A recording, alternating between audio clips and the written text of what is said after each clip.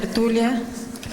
Meu boa tarde aí para todos e todas. Hoje é dia 15 de novembro de 2011, terça-feira, feriado. O verbete é de número 2116. Tem 5 páginas, 49 elogios e 15 máximas. O tema, autodiscernimento alimentar. A especialidade é mentalsomatologia. Quem redigiu o verbete é o professor Eduardo, que é especialista no assunto. E hoje, de quebra, ele está assessorado pela professora Mauro. Cuidado com os dois. Definição. O autodiscernimento alimentar é o ato ou efeito de escolher, ponderar, encarar, enfrentar, comparar, refletir e decidir-se pelo alimento mais saudável. Não somente pelo apetite ou sabor, mas principalmente pelo tipo cognitivo, impondo a racionalidade do mental soma sob a voracidade do subcérebro abdominal, a fim de alcançar a saúde holossomática, a longevidade e o completismo existencial. O holopensene pessoal do discernimento alimentar, o holopensene pessoal da holomaturidade evolutiva, o fenômeno de transição da nutrição nos países emergentes. Os Estados Unidos da América, pai da pandemia de obesidade no mundo. As medicações evitáveis para emagrecer. A desculpa de comer doce devido à descompensação energética. A reposição de glicose após trabalho intenso de energias. A sobreposição do subcérebro abdominal à cognição. Eu vi só alguma parte. Eu lembro que a fatologia tem mais de 20 linhas. A remissiologia dos 15 itens nós destacamos: autopesagem, consciência higiene consciencial, previsão da autossobrevida, saúde física. Frase enfática. A causa principal da obesidade está na falta de lucidez quanto à ressonância do subcérebro abdominal na cognição do intermissivista, fato desvelado pelo autodiscernimento alimentar. Você já considerou a possibilidade de usar o autodiscernimento alimentar no dia a dia? Identificou a relação da alimentação com a programação existencial? Eu lembro que a bibliografia tem 3 fontes e a webgrafia também tem 3 fontes. Agora, na mega-análise, eu destaquei aqui 15 itens. Alimento, racionalidade, longevidade, sobrepeso, ortopensenidade, hábito, subcérebro, desnutrição, somatologia, nutrologia, autodiscernimentologia, intrafisicalidade, dieta, homeostase e obesidade. Agora, questionamentos aqui.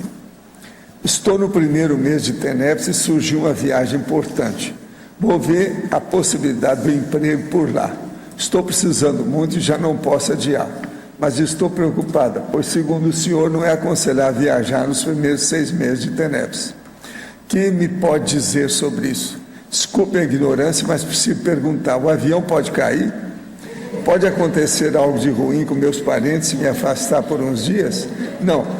Pense positivo, que isso aí vai te ajudar. E vai em frente com a sua viagem. É o melhor que você faz. Gostaria de saber se existe relação entre tireoidite de Hashimoto e o laringo chakra. Se existir, quais as possíveis trafares que ocasionam essa doença? Você quer falar alguma coisa? Seria bom, não? Você é o chefe hoje.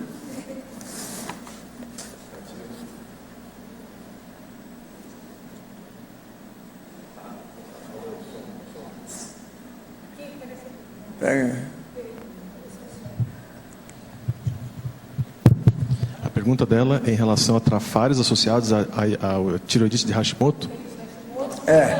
E laringochakra? E o laringochakra. A tireoidite de Hashimoto é uma doença que a pessoa desenvolve uma hipertireotoxicose. Quer dizer, a tireoide começa a gerar muito hormônio. E a pessoa começa a ficar muito agitada, e, enfim, essa é a doença característica. E o problema se dá na tireoide, que é uma glândula aqui na região do laringo chakra. Tireotoxicose antigamente. Tireotoxicose. A tendência da paciente normalmente é falar demais, ficar agitada, comer depressa, então, engolir tudo por inteiro sem mastigar. E uma confusão muito comum que a pessoa faz é querer associar isso a algo extrafísico ou um processo da personalidade. E às vezes a pessoa fica magra. Às vezes são pessoas magras, altas, esbeltas, aparentemente estão com ótima saúde, não estão nada. E a recomendação é o seguinte: procurar o médico e deixar os trafares para analisar depois de tratar a doença, porque a pessoa faz uma confusão em relação a isso, Eduardo, e gera um problemão. Quando eu fiz medicina, eles chamavam mais de tireotoxicose. E a gente olhava muito na hora da pessoa almoçar. Você sabe direitinho quem é. Fala depressa, come depressa, faz as coisas, não tem nenhuma paciência para esperar os outros. Não adianta marcar um horário com a pessoa. Então, isso aí é duro. Aí vem a dispersão, vem a hiperatividade, vem uma série de coisas. Normalmente, depois da tireoidite, vem o hipo. Quer dizer, a fase hiper, depois o hipo. Aí abre o hipotireoidismo. Eu sou Eduardo, só corrigir. Eu acho que o tireoidite de Hashimoto, acho que é hipo, né? O hiper seria a doença de Graves. Não, mas assim, ele abre e depois ele faz abre para o outro. Um tem relação com o outro. E depois faz o hipo. Uma condição tem relação com a outra. Tireoide. Tudo é tireoide. Existem algumas comunidades extrafísicas evoluídas na cidade ou no estado de São Paulo. Quantas comunidades existem além da Interlúdio? Podemos nos projetar para essas comunidades? Olha, sempre tem comunidade extrafísica de todo tipo. Eu só te digo o seguinte: abra o olho, fique nas boas, esqueça as baratrosféricas. Isso aqui é o melhor. Quem é o enumerador e o transmentor?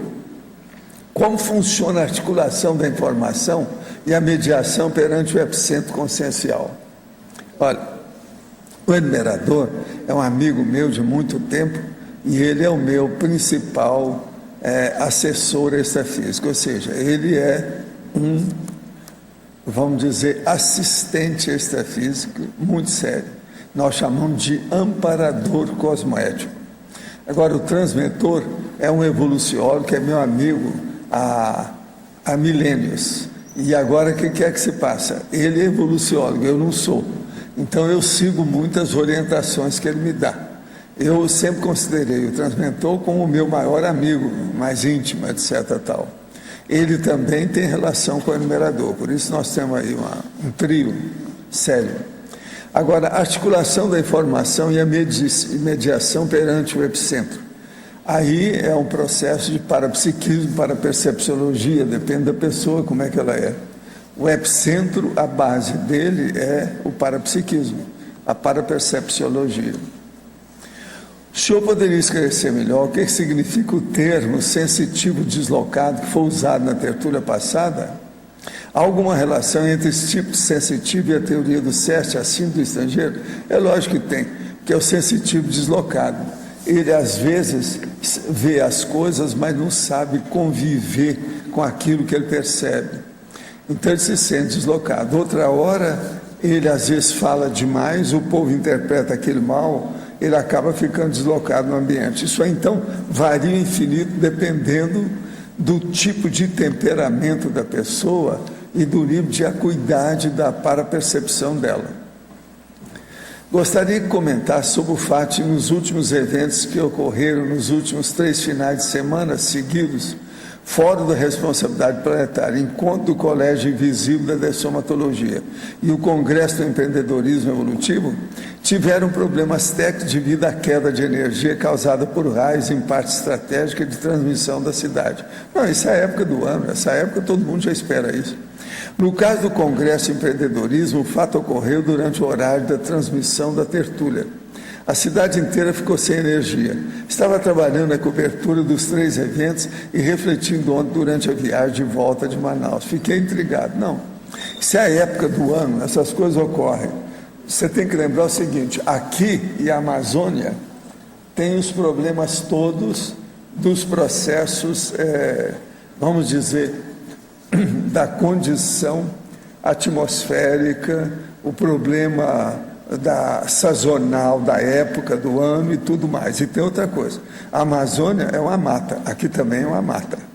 Então essas coisas todas ocorrem, mas devido ao processo mesmo. Aqui nós temos a Mata Atlântica com o processo aí da Iguaçu, né? Que é o Parque Nacional de Iguaçu. Agora a Amazônia é também grandona, de modo que é sério. Agora, para o nosso verbetógrafo, quais os alimentos que favorecem o desenvolvimento mental soma e quais os que desintoxicam o nosso soma e energossoma? Olha, tem um livro chamado Anticâncer, que eu até trouxe ele aqui. Foi escrito por um médico que faleceu de câncer agora, em julho desse ano. Ele teve um câncer de pâncreas em 2004 e resolveu escrever sobre hábitos, alimentação e todo um tratamento para o câncer. E câncer, foi na cabeça, né? A propósito, na página 127, ele lista os alimentos que são anticâncer. E esses alimentos, eles estão sendo utilizados por médicos que estão se especializando especificamente na nutrição de pacientes com câncer. Então, a pessoa vai comer só aqueles alimentos preparados, obviamente, fazendo a seleção a cada dia.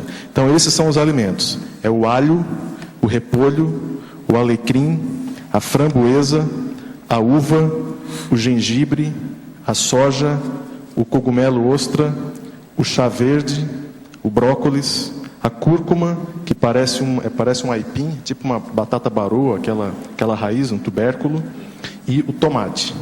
E no livro ele expõe, inclusive, o princípio ativo de cada alimento e como que ele atua no processo do câncer. Um que eu esqueci de colocar, mas está ali também, é o chá verde. E ele chama a atenção que o chá verde está sendo utilizado no combate ao câncer, porque a substância química do chá verde inibe a angiogênese, que é justamente aquela capacidade que o corpo tem de criar vasos, né? Então esses vasos iriam irrigar o tumor, e o chá verde ele evita esse tipo de situação. Uma outra questão importante é que eles descobriram que a radioterapia aplicada no câncer, quando o paciente toma chá verde, ela é otimizada. Então isso aí tudo ele coloca no livro. Não sei se eu ajudei. Gente, eu quero dizer que aqui o professor Flávio Amaral, que é o síndico lá do condomínio residencial Vila Consciência, está convidando para a Assembleia Geral Extraordinária daqui 11 dias. Vão ter a contratação de auxiliar administrativo, eleição da gestão para 2012, envios trimestral dos boletos e outras coisas mais que tem aqui. Agora vai movimentar principalmente a asa norte, de modo que todo mundo que tem interesse aí na Vila Consciência deve aparecer dia 26 às 15 horas no discernimento. Eu quero dizer para vocês que o nosso professor Eduardo Martins, que está aqui hoje defendendo o verbete, vai fazer um curso no dia 2 e 3 de janeiro próximo sobre higiene consciencial, conquistando a homeostase do micro-universo consciencial. E é muito importante, inclusive ele me deu aqui uma listagem impressionante. O professor, o nome dele é Carlos Alberto Machado, tem todos os dados que ele apresentou aqui no curso que ele deu, e ele começa o curso falando o seguinte: não possuo nenhum conflito de interesse relacionado a essa apresentação.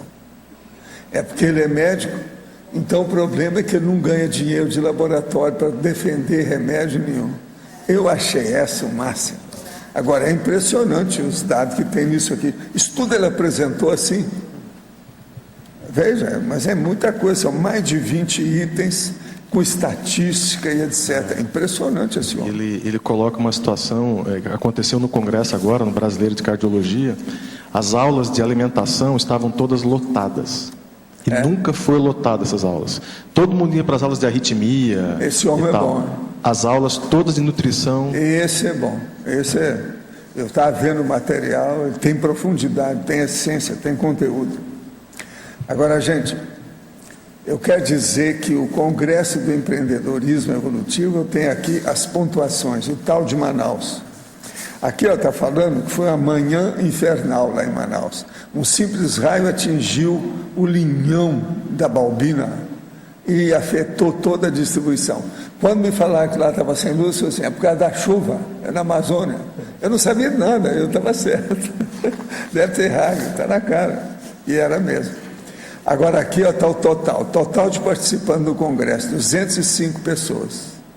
Cursos anteriores ao Congresso, SCP-2 e Bioenergias e Convivialidade. Curso simultâneo ao Congresso, técnicas projetivas, técnicas assistenciais, curso da OIC. Total de ICs apresentada no Congresso, 9. Muito bom, hein? Tem toda a relação aqui de tudo. Agora, ó, isso aqui é o material do Congresso, com a turma, inclusive fotografia de muita gente. Isso aqui é um bloco de anotações do IPC que deu com empreendedorismo, muito bacaninha. E agora a coisa mais séria, os anais do primeiro Congresso Internacional de Empreendedorismo e terceiro Jornada de Administração, 11 a 13 de novembro. Esse aqui eu quero levar com calma para estudar em casa. Agora, seria bom vocês verem. Uma coisa, isso aqui já tem lá na Epígrafe para comprar? Não? O que vocês estão... Já tem? Então tá. Isso é preciso de ter, né? Porque senão como é que faz? Uma outra coisa, eu também vi aqui uma bolsa muito especial para fazer propaganda do IPC. Até vou ver o que eu faço com a bolsa também. Isso aqui é muito importante para mim. Muito importante. É. Agora, outra coisa. O curso acoplamentário, o primeiro laboratório grupal do planeta, já tem agenda para o ano que vem, com todos os dados aqui e as épocas. Se alguém quiser ver, já está aqui. Isso aqui seria bom ficar por aqui em alguma coisa, para o povo que perguntar, você olhar na hora e falar para mim. Seria bom. Isso, do jeito que você tem. São esses álbuns de família. O que eu quero fazer com todo mundo não é à toa, é para isso. Se eu fizer o álbum, eu vou trazer para cá e deixar aqui. Agora, segundo simpósio de proexologia, chamada de trabalhos, o prazo de envio é até 31 de março do ano que vem. Então a pessoa tem aí pelo menos uns 3 meses ou mais para fazer o caso. Seria bom quem tiver com interesse já ver como é que é isso, para participar do simpósio de proexologia. Vale a pena. Aqui tem todos os dados. Os trabalhos deverão ser enviados até 31 de março de 2002 para o e-mail, e tem aqui, que é a parte técnico-científica da história. A consciência esperta leva susto. Por exemplo, uma explosão, gritos, algo inesperado e imprevisível poderia afetar a consciência esperta de alguma forma? Desculpe, talvez, pela pergunta óbvia, mas é lógico que afeta. Você está aí, eu, por exemplo, às vezes, eu fico assustado com a gatinha. Ela tem lá, está dormindo, atrás do meu computador. Veja bem, isso aí qualquer um vai. E eu estou a toda, às vezes até meio descoincidido. Aí ela tem um pesadelo e dá um grito daqueles dela. Não! É lógico, está na minha cara, eu tenho que assustar com aquilo. Bobagem essa, isso faz parte do serviço. Podemos dizer que a obesidade mórbida é falta de discernimento alimentar e desorganização pensênica? Total. Perfeito. É isso mesmo. A frase enfática, a gente coloca justamente isso, né? Que é a causa principal da obesidade está na falta de lucidez quanto à ressonância do subcérebro abdominal na cognição do intermissivista, fato desvelado pelo autodiscernimento alimentar. E essa é uma abordagem que a gente queria trazer justamente pelo holopensene da obesidade, que junto com a Consim tem as consciex, que cria toda aquela atmosfera em conjunto, a atmosfera da fome, a questão do subcerebral. E a pessoa, uma das grandes dificuldades de vencer o processo da obesidade é justamente o holopensene forte, alimentado também pelas consciex. Então, é preciso ter lucidez para a população que convive junto com a pessoa, fazer assistência para essas consciex, para ela também poder pensar de uma forma diferente, pensar de maneira magra. Então, multidimensionalmente, é um pouco mais profunda a situação. Eduardo, eu queria te perguntar, da página 7, fatologia, a quarta linha, as medicações evitáveis para emagrecer. Essa é uma polêmica que, inclusive, essa semana saiu uma entrevista do ministro da Saúde na Veja, dessa semana, né? Que ele fala... Deixa eu só pegar aqui. Ajuda aqui, mano. A Veja. Que ele se posiciona a favor dessa situação da Anvisa, porque... Não é essa. É essa que está grampeada aqui, ó. É essa. Então, a Veja dessa semana coloca isso. Então, ele se posiciona a favor da Anvisa em função de uma série de problemas que essas medicações causam para a pessoa. É óbvio que existem casos e casos, né? As pessoas não têm um nível de maturidade para entender desejo, entender discernimento e são bloqueadas, não têm condição, às vezes, de pensar diferente. Então, não resta outra alternativa numa população de um país em você se prevenir, né, de câncer, de todas as doenças, infarto, diabetes, o custo que isso causa para uma população num país.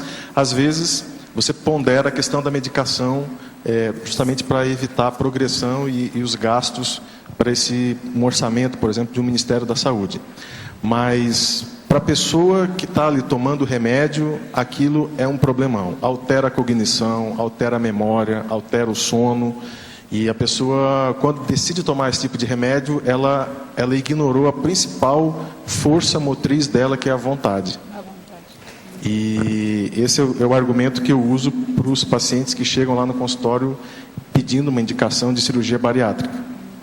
Às vezes não tentou nada, não fez nenhum esforço, acha que fez, usa muito o argumento de que eu já fiz várias dietas, dieta da lua, a dieta de proteína, a dieta dos 3 pulinhos, inventa um monte de dieta. Mas dentro dela, ela não se decidiu, ela não colocou vontade, ela não colocou força, não colocou prioridade e continua com o holopensene da obesidade, pensando de maneira obesa. Então, é um desafio.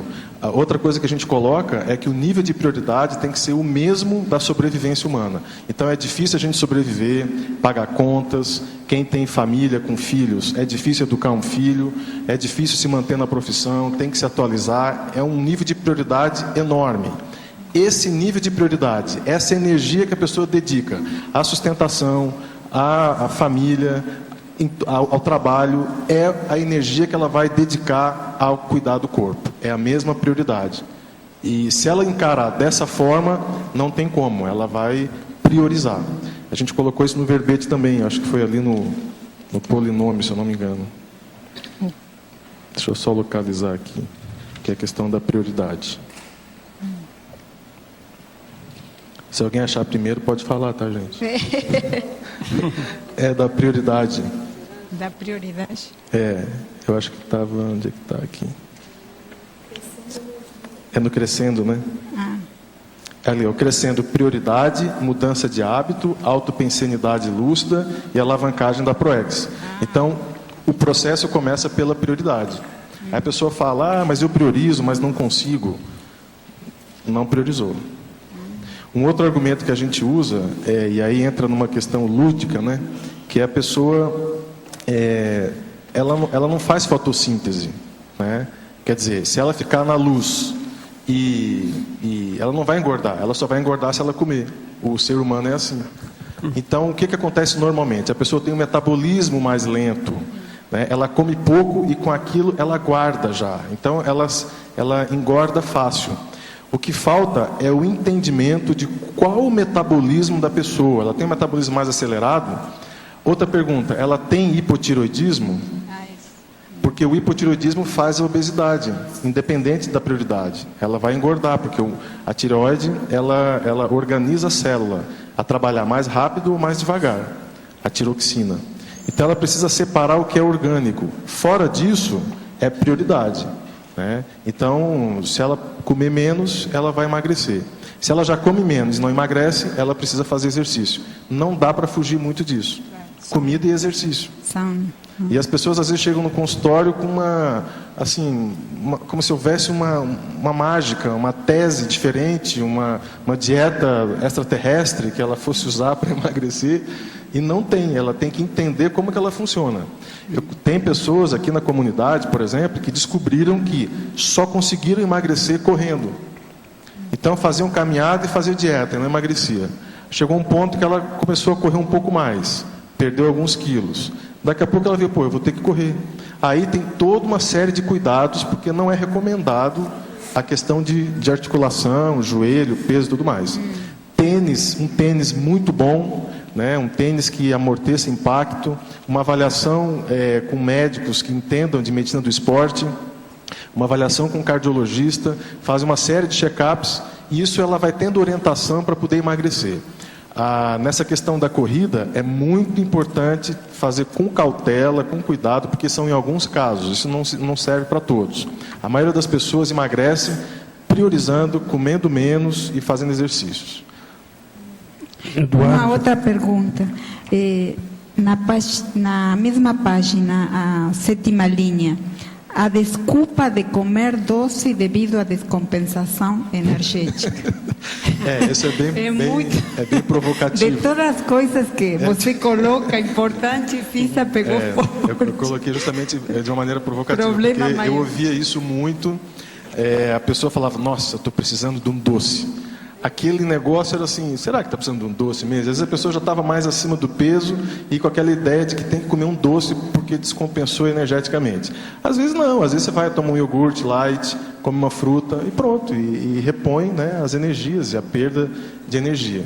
Então tem que ter um cuidado, porque dentro da comunidade você às vezes cria umas certas distorções para aquela pessoa. Às vezes ela está lúcida, ela pode estar magra, e realmente, por isso que eu coloquei logo depois a reposição de glicose, porque às vezes a pessoa está lúcida, ela faz as coisas com cuidado e correto, quer dizer, ectoplasmia, muita doação de energia, sentindo necessidade de fazer uma reposição. Mas tem que ter muito cuidado para não cair na distorção da autocorrupção, né? Então, eu preciso de um doce, daqui a pouco a pessoa está diabética, comendo doce o tempo todo. Gostaria que aprofundasse mais em sinergismo, estado vibracional, escolha dos alimentos. Eu acho esse item bem interessante, porque eu comecei a tomar um pouco mais de cuidado com a minha alimentação quando eu consegui chegar num restaurante e controlar a minha voracidade, né? Então, trabalhar com energia, escolher. Você está morto de fome e fala, eu acho que eu não vou comer essa lasanha, eu vou pegar esse arroz integral, por exemplo. E é difícil fazer isso. Você está com fome, é um negócio muito complicado. E eu coloquei o negócio do estado vibracional justamente por isso, a pessoa mexer com energia, para dominar essa voracidade, porque senão a gente acaba sendo engolido pela comida. Em principiologia, o princípio da prioridade compulsória aplicada à alimentação e da autenticidade cosmoética. São os dois princípios. Aqui na questão da prioridade compulsória, é essa argumentação que eu estava colocando. A pessoa precisa priorizar e precisa ser compulsório. Por exemplo, ela não pode falar um dia, hoje eu não vou trabalhar, vou ficar em casa. Não existe isso. Né? Eu não vou comprar comida hoje, eu vou ficar com fome. Não, tem certas coisas que são compulsórias, que são prioritárias. E para o soma, a ideia é a mesma coisa, a pessoa priorizar a alimentação. Então, a questão da prioridade compulsória, ela levar isso a sério. E o princípio da autenticidade cosmoética é ela fazer um diagnóstico, no caso aqui, de como que ela está do ponto de vista da alimentação. Ela ser autêntica com ela. Olha, eu estou sendo autocorrupto nessa condição, nesse item, e isso ser um pontapé inicial para a mudança. Em efeitologia, o efeito da desnutrição mental somática. Aí o que acontece? No holopensene da obesidade, da sobreposição subcerebral, ocorre, digamos assim, analogamente, uma desnutrição mental somática. A pessoa para de estudar e o subcérebro começa a tomar conta daquela personalidade. Então, qual que é o movimento para a pessoa dominar o processo da subcerebralidade? Ela desenvolveu o estudo, desenvolveu o mental soma. E isso a partir de sentar na cadeira e estudar, e ler, definir um tema de pesquisa, definir, escrever um verbete, pensar no livro, começar a estudar mais. Então essa é uma técnica para colocar o subcérebro no lugar dele. Para estudar inglês, compus rock suave e blues com certas palavras do idioma. Posso me prejudicar em estudar com esse método? Posso divulgá-lo para ajudar outras pessoas com dificuldade nesse idioma? O problema todo, se deu certo, vale a pena. Vamos ver o que dá, né? Ver se fonôncia. Tem que funcionar, ser fisiológico, prático. Nos últimos programas, várias pessoas têm se queixado de problemas conjugais e de assédio. Parece uma onda de conflitos. Também estou passando pelo mesmo problema e conheço algumas pessoas que também estão vivenciando isso. Poderia comentar? Esses últimos programas seria tertúlia? Nós viramos programa de televisão, é isso? Isso aqui é o segundo que vem com essa aqui, ó. Faz uns 15 dias alguém falou nisso aqui. Olha, alguém aí, vocês querem falar alguma coisa a respeito? Várias pessoas têm se queixado de problemas conjugais de assédio. Faz 9 anos que eu escuto isso aqui. Esse eu acho que não é dos últimos programas. Parece uma onda de conflitos. Você ainda não viu nada, companheiro. Você há de ver se eu te mostrasse a minha TENEPS, os pedidos que eu tenho, você ainda não viu nada. Agora, a pessoa, também estou passando pelo mesmo problema, e conheço algumas pessoas que também estão vivenciando, sim, mas faz parte. O que é que eu já falei aqui dezenas de vezes? A coisa mais séria de uma consciência é a anticonflitividade. Enquanto tem conflito, não há dinâmica da evolução. Agora, para você. Na página 9, em Feminologia, segunda linha, a filha. Qual a relação entre discernimento alimentar e a condição de filha ou filho? É que existe uma pesquisa que mostrou a importância dos filhos na pressão, digamos assim, holopensênica da mudança de hábito dos pais. Então, o pai obeso, hipertenso, que não toma remédio, que não vai no hospital, e aí os filhos começam a ficar preocupados e daqui a pouco o filho chega, põe ele no carro e fala: tranca a porta, agora eu vou te levar para o médico. Então, às vezes acontece em consultório, principalmente quando o paciente chega e fala: não, até que eu não fumo muito. Não, a filha: fuma sim, doutor, ele fuma muito. E eu não como muito. Não, ele come sim, ele acorda de madrugada, ele vai para a geladeira. Então os filhos detonam e abrem o jogo e acaba ajudando muito na assistência. Gostaria que falasse mais sobre neossinapsologia. O caso todo é o seguinte: o problema do cérebro, ele vamos dizer, composto de 2 partes básicas, tem também 4 lateralidades, cérebro na frente, cérebro atrás, cérebro lateral de um lado e do outro. E há outras cocitas mais. Mas um dos problemas mais sérios do cérebro é justamente os dendritos, as glias, os processos de entendimento de uma parte do cérebro com outra. Então, isso aí é muito sério. E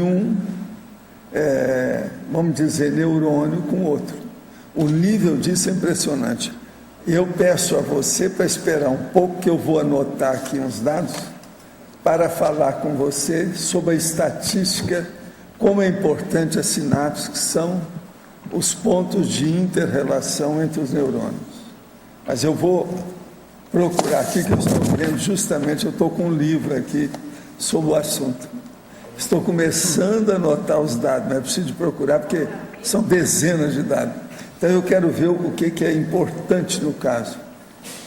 Só para ver o problema, que o povo está tão impressionado com esse processo de sinapse neurônio, que tem o TC, tomografia computadorizada, o EFG, eletroencefalograma, tomografia de emissão de pósitron, é o PET, MEG, é o magnetoencefalograma, MRI, ressonância magnética. O fMRI, que é a ressonância magnética funcional. Estuda para ver o problema de cérebro, são os aparelhos que eles têm hoje. Agora, uma outra coisa, já que você está falando aí de obesidade, a pessoa não deve usar nada que tenha pimenta malagueta. Por quê? Ela não deixa você perder peso. Por quê? A capsaicina, que é uma substância química que confere à pimenta malagueta um sabor picante, interfere nos nervos que enviam mensagem de saciedade ao cérebro. É justamente os processos sinapses. Isso é seríssimo. Olha, o nome é capsaicina. Eu estou com a revista aqui, com a Veja, dessa semana, e eles anunciam que uma campanha do governo chamada Emagrece Brasil. Eles falam do processo da memória e da leptina. Eles dizem que é o hormônio produzido no intestino que sinaliza se é necessário ou não ingerir mais alimento para saciar o corpo. E o governo está colocando isso assim publicamente nas revistas por causa da pandemia de obesidade. Virou uma propaganda nacional. Pandemia de obesidade, é isso, né? Caso sério. Muito sério. Agora, eu quero lembrar também para essa pessoa o seguinte: no feto em desenvolvimento, até 250 mil células cerebrais são produzidas por minuto. Eu vou repetir. Estudo é coisa nova da ciência, mas está tudo certo. Vocês estão entendendo que a neurociência está caminhando muito. No feto em desenvolvimento, até 250 mil células cerebrais são produzidas por minuto. Gente, isso é um absurdo, mas é a verdade. Outra coisa, o cérebro possui cerca de 100 bilhões de neurônios. Está de acordo com você aí? Os dados? 100 bilhões de neurônios. Cérebro. Não é bi? Agora, nós temos 100 trilhões de elos de troca de informações. São as sinapses. Tá certo? Você tem que checar tudo. São 100 bilhões de neurônios e 100 trilhões de elos de troca de informações. Um cérebro feliz ajuda a combater infecções. Isso é a última deles aí. Negócio para valer, seriamente. De modo que vão pensar bem nisso. E cuidado com a pimenta malagueta. Senão, como é que fica? Agora, deixa eu ver se já tem mais outras coisinhas sobre esse assunto para falar com vocês. Observar um aquário de peixe por 20 minutos pode abaixar a pressão sanguínea em até 10% e gerar um estado de calma e relaxamento. Tem gente que não gosta de aquário porque tem superstição, né? Um aquário, ainda tem isso, tem esse outro lado da história. Agora, tem mais coisa aqui que a gente pode falar. A pessoa que já viveu mais tempo atingiu 122 anos, completados por Jeanne Louise Calment, uma francesa que morreu em 1997. 122 anos. Eu espero que muitos de vocês ultrapasse a Jeanne, tá certo? Eu confio em vocês sobre isso. Deixa eu ver outra coisa se tem aqui importante.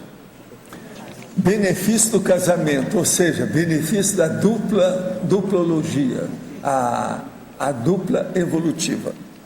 Pessoas casadas tendem a viver mais e ser mais saudáveis, tanto mental quanto fisicamente, e mais felizes que os não casados. Quem lucra mais no casamento não são as mulheres, são os homens. Isso é a regra, está falando aqui. Sai dessa. Agora, há benefícios do exercício físico para o cérebro. Quanto mais a pessoa fizer exercício físico com habilidade, com equilíbrio, melhor para o cérebro. E outra coisa séria na questão da sinapse cérebro é o problema da memória. Então eu poderia ler para vocês alguma coisa de memória que é o seguinte: pode levar até 2 anos para que uma lembrança se torne permanente. Recordar-se do contexto de um evento é quase tão eficaz para a recuperação de uma lembrança quanto voltar ao lugar em que o evento ocorreu. que é o dejaísmo, déjà vu. O cérebro tem uma área especial para processar rostos humanos. Então, se vocês não guardam bem, é porque está faltando lá. Já teve algum neurônio que foi embora. As ações podem estar envolvidas na memorização da mesma forma que os pensamentos. Estão entendendo? A memória parece ter início no nascimento, mas as primeiras lembranças da nossa infância não podem ser resgatadas. Isso depende. Que eu lembro de coisa quando estava no braço da minha mãe, e eu pequeno já era assim, não esqueci nada disso. Quando vemos uma cena ou situação pela primeira vez, confiamos na memória para nos ajudar a dar sentido a tudo. Algumas de nossas lembranças mais emocionais são acionadas por odores. É o cheiro. Se a pessoa ela tem mais idade, igual eu, ou se ela sentiu ou passou por algum acidente igual eu, ela perde um pouco o olfato. Isso tudo é muito sério. Eu não tenho olfato do jeito que eu tinha antes. Mas tem certo cheiro que você não esquece. Por exemplo, um cheiro numa feira que vende peixe, você sempre sente. O entusiasmo acentua a formação da memória, ao passo que a depressão a inibe. Uma pessoa que fica excitada com a coisa, ela lembra do que é. Agora, se ela fica, ela esquece. O cérebro tem um detetor de mentiras embutido que acusa falsas memórias. Memórias falsas. Muitos dos métodos de memorização em uso atualmente foram descobertos há mais de 2000 anos. Muitos desses processos que eles usam até hoje. O cérebro humano não sofreu grandes mudanças desde a época em que os seres humanos primitivos viviam como caçadores nômades. Mas o ritmo da vida e a necessidade de utilização da memória mudaram completamente. É aí que pega o carro, é a vida moderna. Isso muda tudo, e as doenças também. Só o computador já criou dezenas de doenças até agora, físicas e mentais, e sociais também, né? Poderia me passar o nome do livro sobre alimentos contra o câncer? Quero indicá-lo a um tio que tem um câncer maligno perto do coração. Não sei se dá para ver daqui assim. Fala alto. Chama aí. Anticâncer, tá? É da editora Fontanar. O autor é o David Servan Schreiber. É um médico que faleceu já, ele faleceu em julho agora, de câncer na cabeça, tumor cerebral. Ele fez diagnóstico em 2004, escreveu esse livro, foi publicado aqui no Brasil em 2007 e já está lançando um segundo livro quando ele teve a recidiva do câncer em 2009. Então ele tem 2 livros publicados, já foi lançado o segundo livro. Tem um boletim que ele emitia, que continua sendo emitido, é semanal. A pessoa entra com o nome dele, pode cair nesse boletim, é só ela assinar, é gratuito, e ela recebe toda semana o boletim hebdomadário, ela vai receber informações sobre alimentação, pesquisas, tudo de novo. Agora, para você, poderia ampliar mais as características do holopensene e da obesidade? Então, eu tive uma experiência uma vez, por acaso foi esse ano, eu passei o dia inteiro no consultório e atendendo vários pacientes, né, como sempre lá, e nesse dia aconteceu uma coisa muito diferente, que foi aproximadamente 80% dos pacientes eram obesos, mas obesidade mórbida. E aí quando chegou no 6º paciente eu até brinquei, né, eu perguntei onde é que era a nave que tinha pousado, porque não parava de entrar gente obesa no consultório. E aí passou o dia inteiro aquele holopensene da obesidade. Quando eu cheguei em casa na TENEPS, eu estava sentindo um processo bem subcerebral, uma situação do umbilico chakra, um pouco de confusão, um negócio meio difícil e tal. E aí eu dei uma relaxada e eu vi saindo uma consciência de mim, que era uma consciência bem obesa. E aí os amparadores na hora falaram, esse é o tipo de consciência que faz o rapport com o processo da obesidade. Então, foi ali que, inclusive, me deu mais força para escrever esse verbete. A coisa mais séria é a seguinte: na hora que a pessoa vai comer, ela está aumentando as energias do corpo. Essa energia é absorvida pelo assediador. É igualzinho a pessoa que bebe álcool.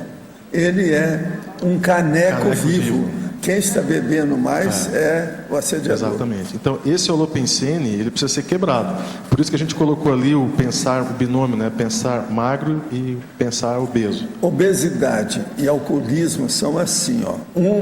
É o espelho do outro. Obesidade é de comida, o álcool é de bebida. Mas a situação é a mesma. Tem assédio nisso. A maioria dos casos. Agora, no álcool tem sempre assédio. Eu nunca vi até hoje, pelo estudo e a leitura da parapsicosfera, um alcoólatra cronicificado que não tivesse assediador. E outra coisa, nunca é um só. Sempre tem mais. Agora, para você, o verbetógrafo poderia aprofundar a questão, o nível evolutivo revelado pelas escolhas alimentares na 12ª linha da fatologia? Essa questão do nível evolutivo, a ideia é justamente chamar atenção para as escolhas sensatas também no processo alimentar. Quando a gente vai abastecer o carro, a gente procura colocar sempre uma gasolina melhor, né, para que o carro ande bem, para que não tenha problema no motor. E por que a gente não pode ter esse mesmo raciocínio do ponto de vista da nutrição, né, holossomática? Então a gente procura ambientes com boas energias. É inteligente você se aproximar de pessoas que são inteligentes. Tem uma série de princípios que você utiliza na questão evolutiva, justamente para o seu rendimento na programação existencial se tornar cada vez melhor. E a gente esquece da alimentação. Então, às vezes você quer estudar à tarde, se você comeu muita carne vermelha, por exemplo, ou exagerou na comida, você não vai conseguir estudar. Vai te dar sono, você vai ter uma perda evolutiva naquela tarde. E se você fizer uma alimentação mais leve, comer um peixe, por exemplo, um arroz integral, uma salada, você vai se alimentar tão bem quanto e vai ter cognição, vai ter paracognição para poder estudar sem ter sono à tarde, ou como se diz popularmente, né, sem giboiar, como fala, né? A pessoa fica giboiando com sono, não consegue produzir. Na numerologia você cita o leite desnatado. O adulto precisa tomar leite? Olha, várias pessoas que eu conheço não tomam leite. Né? Leite é fonte de... Então, assim, leite é fonte de cálcio, enfim. Eu sou contra. Você sabe que é do processo da lactase. Da lactase. Principalmente. Tem muita questão. Na minha idade isso não funciona. De compatibilidade da dieta. Não é um item essencial. Você pode se alimentar com outras fontes de cálcio. Leite, eu lembro sempre aquela história. Aquela mãe que não tinha comida em casa, então ela começa a comer a comida do menininho recém-nascido, aqueles potinhos pequenos. Isso é um perigo. Vai dar problema na mulher, porque ela é adulta, não pode. A comida de criança não serve para adulto. O leite, em parte, é isso. E tem uma outra questão aí, eu coloquei leite desnatado, porque a maioria das pessoas toma leite integral. O leite integral é um venenaço, ele é cheio de gordura, faz mal, aumenta o colesterol. Então, quem quiser tomar leite, né, pode tomar o desnatado, que não tem problema. E a gordura é uma gordura saturada, é uma gordura que faz mal. Poderia nos falar um pouco sobre os bastidores extrafísicos do Amparo na realização de um congresso internacional de conscienciologia? Poderia nos dar mais detalhes sobre parapercepções acerca do congresso de Manaus? Não, sempre tem muito ajuda, e o processo mais sério que tem é o ambiente onde o congresso se realiza. Agora aí, ó, de qualquer maneira, com todos os altos e baixos, lá deu certo. Outra coisa, o que faltou, a eletricidade foi só naquela época, a hora aqui, o período aqui da tertúlia, porque logo em seguida voltou lá. Pois é, o problema não é assim. Agora, para você, quais são os pensamentos principais do holopensene gordo? É um pensamento de insaciedade. Então, por exemplo, a pessoa está em casa, ela está sempre pensando na geladeira. Ela vai sair, ela pensa no restaurante. Qualquer coisa que ela põe na cabeça tem comida no meio. Então esse é um holopensene, é um pensamento típico do obeso. Tudo que ele faz, ele associa com comida. Então vamos lá em casa, vamos que eu vou fazer uma lasanha, daí a gente conversa, troca ideia, sempre tem uma comida, e normalmente é uma comida calórica, né? Enfim, então esse é o holopensene. Eduardo, aqui A página 6, a fatologia, segunda linha, é o fenômeno de transição da nutrição nos países emergentes. Ah, legal essa tua pergunta. Esse é um assunto que está muito em voga, ele é muito estudado dentro da epidemiologia das especialidades médicas. O que está acontecendo no mundo é uma situação nova, até certo ponto, porque vários países estão saindo da condição de desnutrição, apesar de ainda as taxas serem altas, mas é um fenômeno que está acontecendo. Então você tem, por exemplo, países desnutridos, tá? Com um tipo de doença específica, por exemplo, alta taxa de mortalidade, doenças infecciosas, né?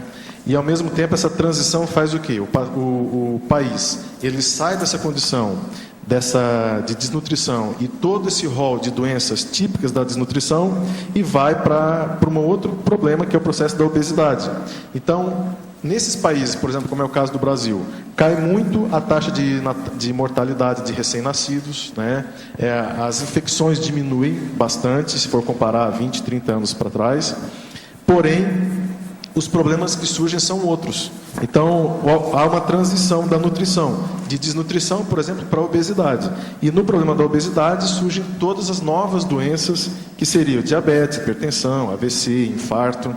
Então, esse fenômeno da transição da nutrição está acontecendo em vários países e serve para estudar a epidemiologia e as políticas públicas de saúde a ser adotadas no país. O IBGE é uma fonte principal de informações para o Ministério da Saúde, por exemplo. Quais políticas públicas a serem adotadas no país em função da característica de doenças diagnosticadas na população. E na página 7, a 8ª linha, a dieta mediterrânea inteligente. A dieta mediterrânea, ela, na cardiologia, ela ganhou um nome, ela foi aproveitada, né, e está sendo chamada de DASH, que é Dietary Approach to Stop Hypertension, que é uma dieta justamente para baixar a hipertensão, não é só questão do sódio. E na argumentologia, a gente traz a questão da dieta mediterrânea, ali, pelo baixo consumo de gorduras saturadas, rica em carboidratos integrais, alto teor de fibras e ácidos graxos monoinsaturados, se constitui em relevante indicação para o internecivista, a fim de chegar na fase executiva da PROEX sem os riscos cardiovasculares da síndrome metabólica, obesidade visceral, dislipidemia, diabetes e hipertensão. Então, a dieta mediterrânea serviu de base para a DASH. Eu não sei se você já viu, recentemente também houve até na Globo News passou, sobre a França, que também passa por esse processo. Bom, como o Mediterrâneo aqui, que eles mantêm eles não engordam bem menos do que os outros por causa da alimentação. Eu gostaria de dar uma contribuição a respeito disso. Arlindo, tem uma atualização para fazer. Há 3 décadas, a França e outros países mediterrâneos realmente praticavam uma dieta muito saudável. Não é a realidade de hoje. Com a crise econômica que assola a Europa, mas principalmente esses países, hoje a comida é reciclada nesses países. O que significa isso? Índice de alcoolismo lá em cima, etilismo muito alto, tabagismo tomou conta de tudo, é um fumódromo. Então, quem fuma muito não sente o sabor do alimento. Quem bebe pensa que está nutrido por causa do álcool. Então, é um país de famélicos e desnutridos com outras enfermidades que não aquela. Não vai morrer de hipertensão, mas vai morrer de muitas outras coisas. Então, hoje é uma doença social. Você vê a comida toda reciclada. O que é uma comida reciclada? Como a pessoa não sente o sabor, a comida que foi da noite, ela vira o almoço do dia seguinte com um nome bem bonito em francês. Então, todo mundo acha lindo e come. Porque não sei o que de volaille, foie de volaille à la manière de não sei o que. Você acha, gente, vou comer isso, que você simplesmente, eu não posso viver sem essa comida. Ela é imprescindível. E você está comendo lixo com pimenta do reino. Vem dentro de uma vasilha desse tamanho, um pratinho desse tamanho. Com 3 folhas de salsa, 2 pingos de molho, e você fica feliz porque você comeu em Paris uma comida com um nome enorme. Eu me baseei nessa reportagem reportagem da Globo News. Tudo mentira. Eles fizeram alguma apologia demais, eu não sei, né? Agora, eu não sei dizer. Apesar de tudo, existem as últimas descobertas. Eu vou dar uma que é das melhores que tem, possivelmente a maioria aqui nunca ouviu falar nisso. Ruminando para saber, para sempre. Mastigar pode ter efeitos benéficos na memória. Exames cerebrais realizados em pessoas durante alguma atividade de memorização mostraram que o hipocampo, a área do cérebro que consolida e busca memórias, estava mais ativa quando elas mastigavam. Uma razão para isso pode ser que a mastigação reduz o estresse e, portanto, baixa os níveis de cortisol, o hormônio do estresse, que, como se sabe, prejudica as células do hipocampo. Valdo, o anúncio é assim, ó, mexa-se para preservar a memória. Mexa com a boca. Agora a boca... Vamos ruminar. Vamos ruminar para melhorar a memória. Eles falam de hipocampo aqui também em anúncio. Essa é a Veja. É aquele negócio, ó, você tratou com alguém para encontrar com você. Olha, às 3 horas, não vai esquecer. Então o que você faz? Você dá ali uns amendoim, alguma coisa para a pessoa mastigar, porque assim ela vai lembrar. Só para complementar aqui a pergunta do Arlindo, essa revista, deixa eu só pegar a frente dela aqui. Hoje eu e você estamos aqui na base do cosmograma, não é? Essa aqui, ó, veja, a geração F do Facebook, tá? Ela é de 5 de outubro de 2011. Tem um anúncio sobre a Somália, chamado Emergência Somália. Milhares de pessoas estão morrendo de fome. Um país pobre, arrasado por conflitos armados, agora é assolado pela maior seca em 60 anos. Essa tragédia está acontecendo na Somália. Diariamente, mais de 2.000 pessoas atravessam a fronteira com o Quênia e a Etiópia em busca de ajuda. Os campos de refugiados estão superlotados e quase não há alimentos nem socorro médico. Em cada 3 crianças, uma sofre de desnutrição aguda. Estamos correndo contra o tempo. E aí tem os dados da ONU, que eu queria trazer aqui. Esse aqui, eu acho que todo mundo sabe, né? Nós somos hoje 7 bilhões de pessoas no mundo. Vamos chegar a 10 bilhões neste século. E 1 bilhão de pessoas dorme com fome. Então, os dados da ONU. 1 bilhão de pessoas, né, não tem o que comer. 1/3 dos alimentos no mundo são desperdiçados. Então, imagina, 1/3 joga fora. Exatamente. Então, são dados atuais aqui da ONU para a gente refletir, né, sobre a realidade da alimentação no planeta. Minha madrasta tem obesidade mórbida e diz que é por causa dos antialérgicos. Defende sua alimentação e quer fazer a cirurgia do intestino para poder comer sem engordar. Como posso ajudá-la?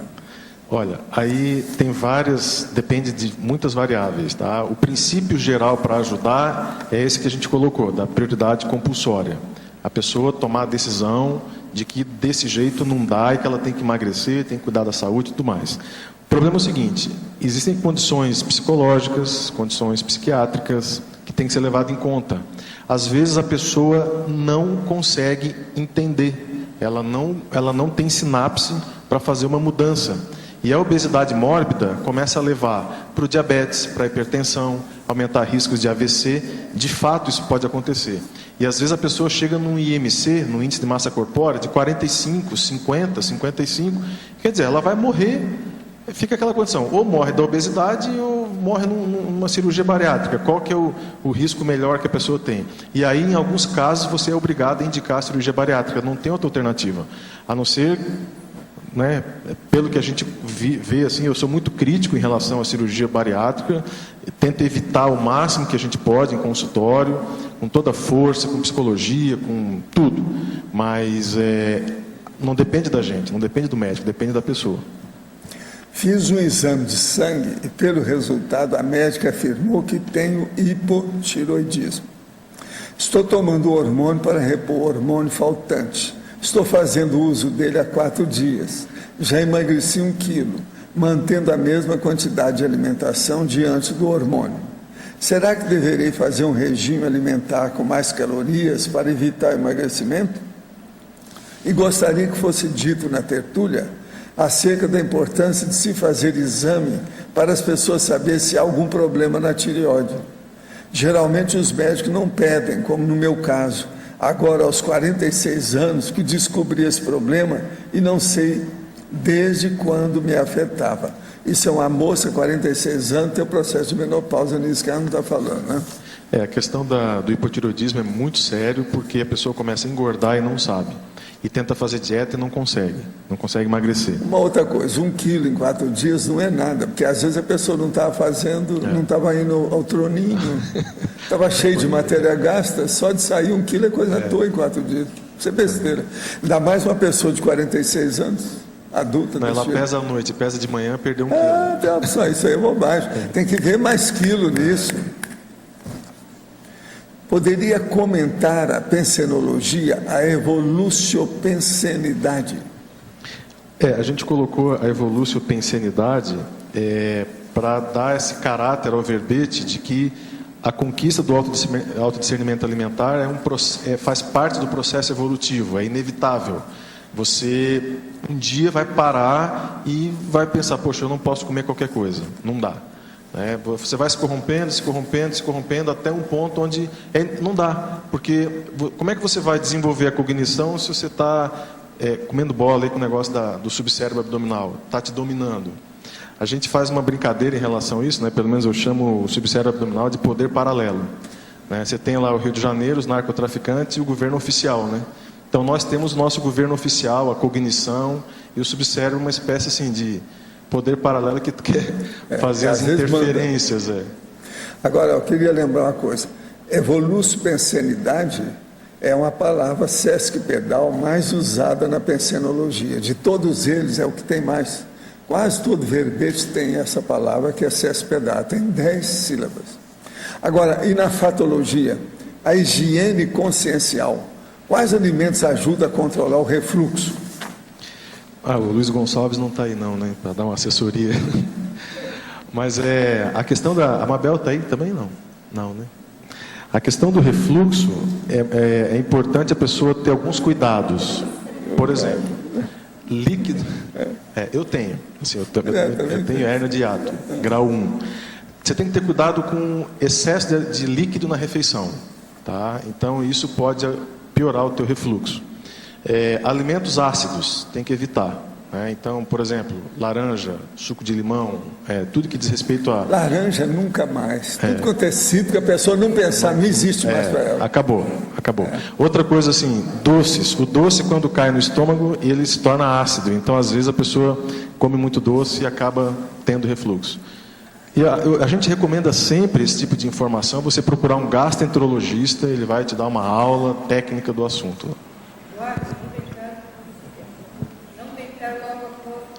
Não, isso aí é 2 horas antes, ela não deitar. 2 horas antes, já pode ficar recostada.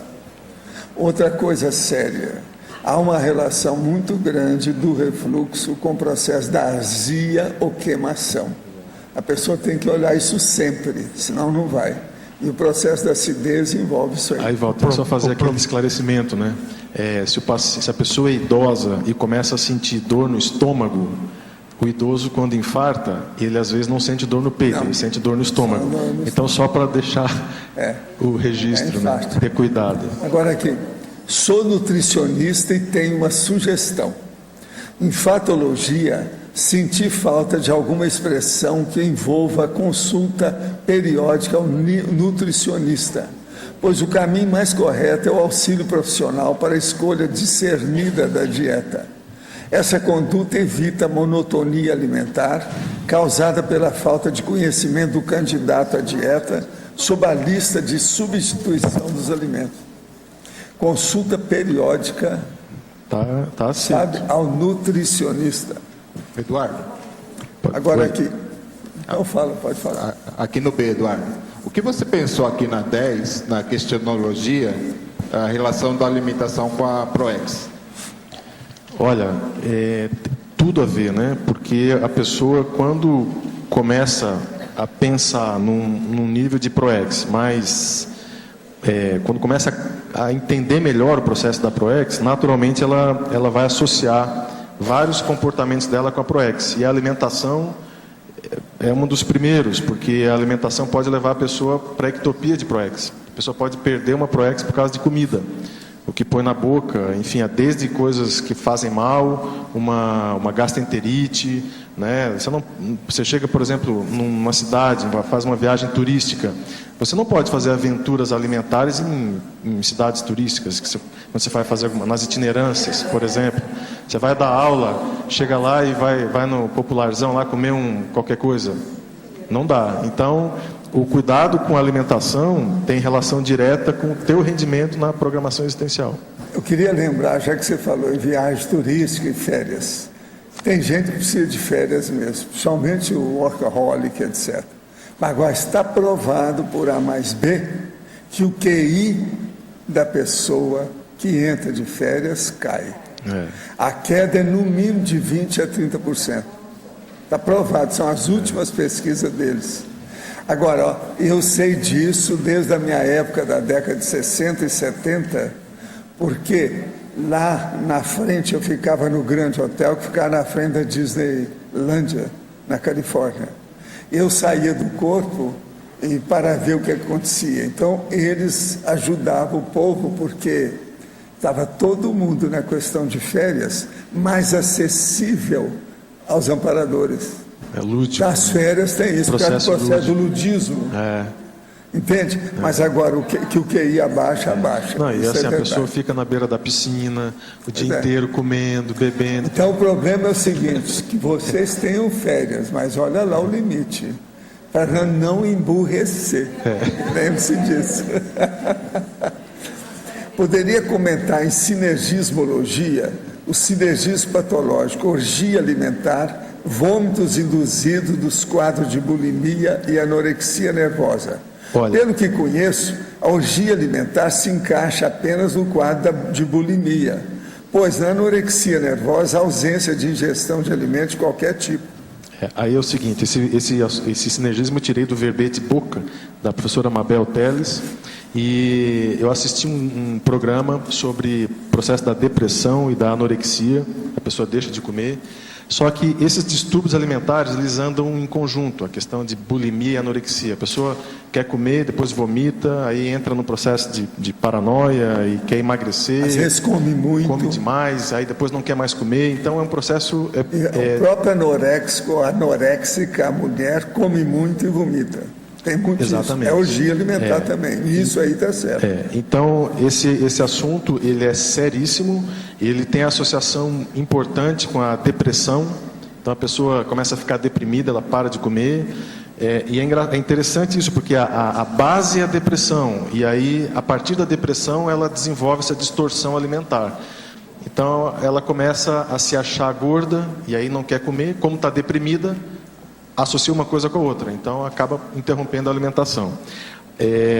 A melhor saída para isso, dependendo do grau que a pessoa está, primeiro é internar. Tem que internar para a pessoa fazer a alimentação via enteral, né? Coloca a sonda no nariz, para não cair num ponto mesmo de levar à morte.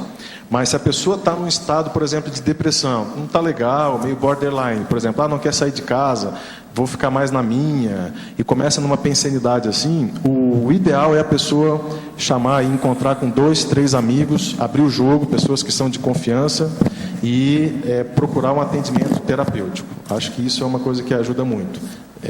Fazer terapia, ter confiança nas pessoas que ela tem afinidade, tem amizade, e superar isso logo, e não entrar numas assim de querer afundar e fazer outros tipos de associação, porque o processo alimentar ele pega nessa hora.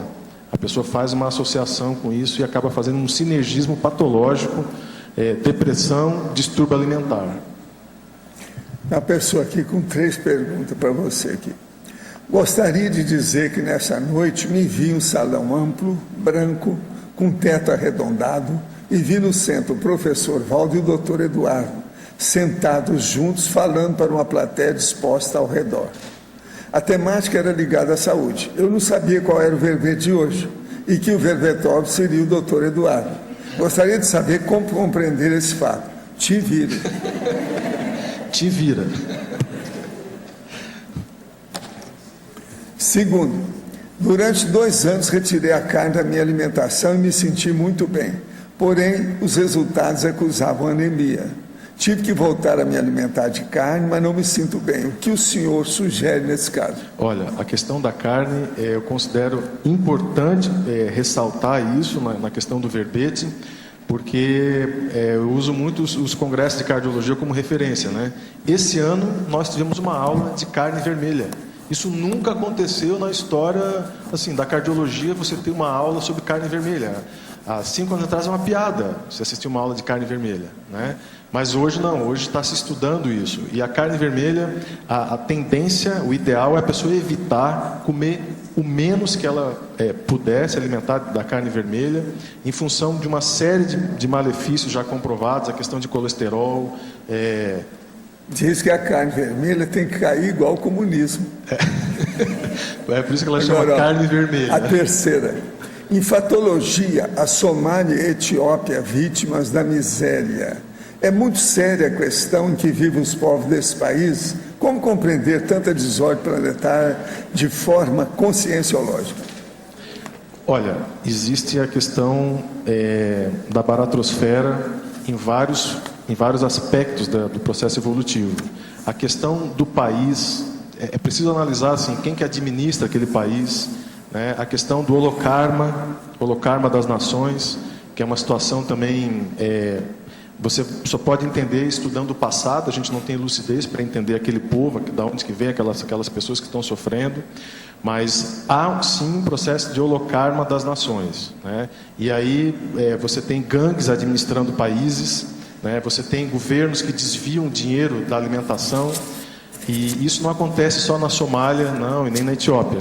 Nós temos um caso de uma informação que a gente tem fidedigna, de uma colega nossa que esteve no México, conversando com um embaixador, e esse embaixador tinha um projeto para trazer para o Brasil, para tirar as crianças da fome, da miséria no Brasil. Era um projeto que está sendo implantado em vários países do mundo. Quando isso foi trazido para o Brasil, a pessoa que atendeu esse embaixador, ele ia cobrar uma propina de 40% sobre o projeto. E aí, em função disso, esse projeto não foi desenvolvido no Brasil. Tá? Então isso é uma situação seríssima que acontece, né, em várias negociações mundo afora, e com pessoas inteligentes que se alimentam, que têm faculdade, que têm vida pública e que adotam esse tipo de critério anticosmoético em lidar com projetos que envolvam uma nação inteira. Então faz parte do nosso nível evolutivo, não tem outra saída. Dica para o verbetógrafo. Revista Galileu, número 242, setembro de 2001. Reab alimentar. Como fazer sua dieta dar certo? Vou anotar aqui. Fica sabendo, então. Setembro de 2011, Galileu. Outro dia fui tomado por uma ideia que dizia assim: evoluir é achar o caminho de volta através do autodesenvolvimento. No final da jornada, todos chegaremos juntos. A assistência nos mostra isso. Faz sentido o que o senhor pode dizer? Olha, do que eu tenho que falar é o seguinte: essa aí é aquela conversa daquela mulher que há cerca de 2 décadas eu estava falando para umas 300 pessoas, e tinha uma mulher lá atrás, chegou, levantou a mão e falou assim: mas doutor, tudo isso que o senhor está falando aí é secundário. Todos os caminhos do fim a gente se encontra lá na frente. Fala assim, ó, a porta é aquela lá, pode ir embora. O que você está fazendo aqui perdendo tempo com a gente? A gente vai se encontrar nas quebradas da evolução. Quer dizer, existe autocorrupção crassa. Gente de todo tipo que pensa pequeno, né? Não há dinamização do processo evolutivo. Deixa que a gente vai acabar encontrando. Quer dizer, um dia vocês vão ser serenões. Então, deixa a coisa acontecer. Então, o que vocês estão fazendo aqui? Cai fora. A porta aberta, precisa de abrir a porta. Empurrar com o subcérebro. Ainda não peguei o nome do livro que fala sobre o câncer. Poderia repetir, por favor? Olha, mostra para aparecer lá. Olha lá, anticâncer. Claro isso, assim. Ali, ó. Anticâncer. Chega mais perto para ficar grande.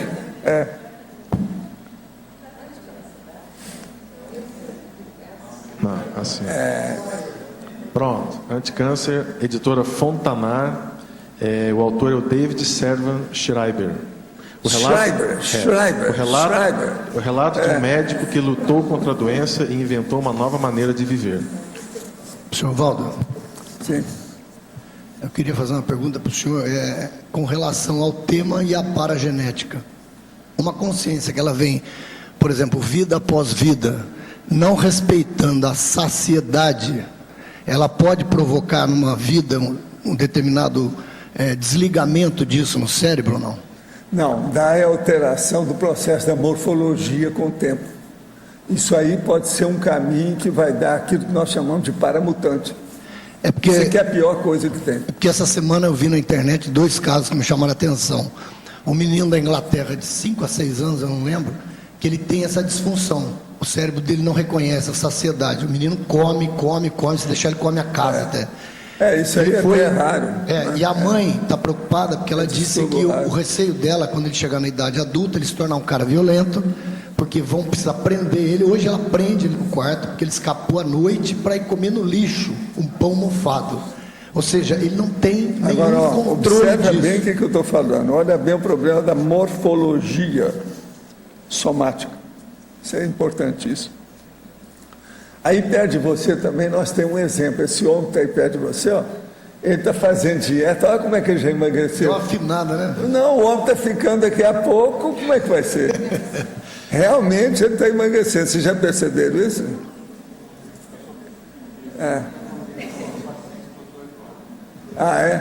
Então é. Olha o jabá. Então tá certo. Deixa tarde. Professor, Ainda bem que o microfone não funcionou. E o outro caso, são 2 casos que chamam a atenção e tem a ver com o tema. O outro caso era uma senhora totalmente magra, que quem olha para ela pensa que ela é anoréxica, mas ela diz que ela come, isso aí é do jeito que eles falaram, não sou eu que estou dizendo. Ela falou assim, mas eu como igual um cavalo. Ela falou, mas geralmente só que o caso dela... Isso aí é o sistema nervoso. Não, ela falou que ela não retém gordura. O organismo dela, ela falou que não retém mas gordura. Mas às vezes é processo neurológico. Total. Adrenérgica. A pessoa adrenérgica é assim, ela é acelerada, queima tudo que come. Acelerada, ela queima tudo. Mas isso teria alguma coisa a ver com a paragenética? O senhor falou na morfo... Tem com o temperamento da pessoa, né? Então tem a paragenética no meio, inevitável. Sempre tem. E nessa vida, nessa vida, nós podemos gerar um tipo de consequência na vida? Por exemplo, ele está falando da cirurgia bariátrica. Olha, eu conheço a minha cunhada, por exemplo, ela fez... A bariátrica é uma das coisas mais bestas que apareceram em matéria de cirurgia por aqui afora. Não, o dela não foi... Tem outras cirurgias esquisitinhas por aí. Tem uma série dessas esquisitinhas que você está falando, não é bariátrica, não a outra que ela colocou um gancho, alguma coisa, uma argola. Não, o povo está fazendo todo tipo de excursão cirúrgica por aí afora. Tem o balão também, a pessoa a vergonha. Ela emagrece por sofrimento, professor. É um negócio triste, que ela senta na mesa... Agora, eu às vezes fico pensando na lobotomia, o negócio está voltando, em vez de fazer na cabeça, estão fazendo agora no estômago. É a lobotomia, é a mesma coisa. Então, agora matou gente essa lobotomia, tudo começou em Portugal. Agora essa aí eu não sei onde é que começou. Valdo, agora, uma prima minha fez a bariátrica, faleceu no mês seguinte com uma infecção. Quantos anos ela tinha? 30 e tantos. Então, ela tem 30 e poucos anos. Vamos supor que ela viva, senhor, 50 anos, minha cunhada. Ela vai passar 50 anos com esse sistema. O que pode gerar isso para a próxima vida dela, a questão da paragenética? Não, isso já é alteração, já existe na pessoa. Só dela chegar a esse ponto, já mostra um distúrbio sério aí atrás. Isso é processo de temperamento. Isso é paragenético. Eduardo, dá para aprofundar essa questão? As frutas ácidas, coisa do laranja, abacaxi, quais os problemas que elas provocam? Tem que ter cuidado, assim, essas frutas, elas não são indicadas em pessoas que têm problemas no estômago, né?